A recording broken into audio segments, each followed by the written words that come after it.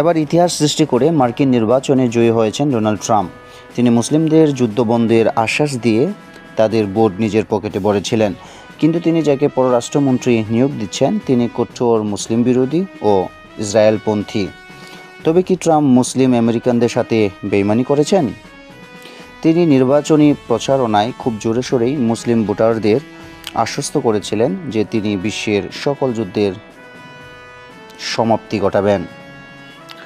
তিনি ইসরায়েল, গাজা ও লেবাননের যুদ্ধ আলোচনার মাধ্যমে শেষ করবেন বলে মুসলিম ভোটারদের প্রতিশ্রুতি দিয়েছিলেন।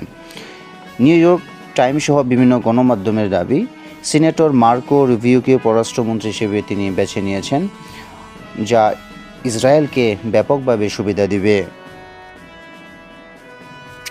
অপরদিকে মাইকেল ওয়াল্টেজ হচ্ছেন জাতীয় নিরাপত্তা উপদেষ্টা। তারা দুজনেই ইসরায়েলপন্থী, ফলে মধ্যপ্রাচ্যে মার্কিন নীতি পুরোদমে ইসরায়েলমুখী হবে, যার ফলে মুসলিম মার্কিনরা মনে করছেন ডোনাল্ড ট্রাম্প তাদের সাথে বেইমানি করেছেন।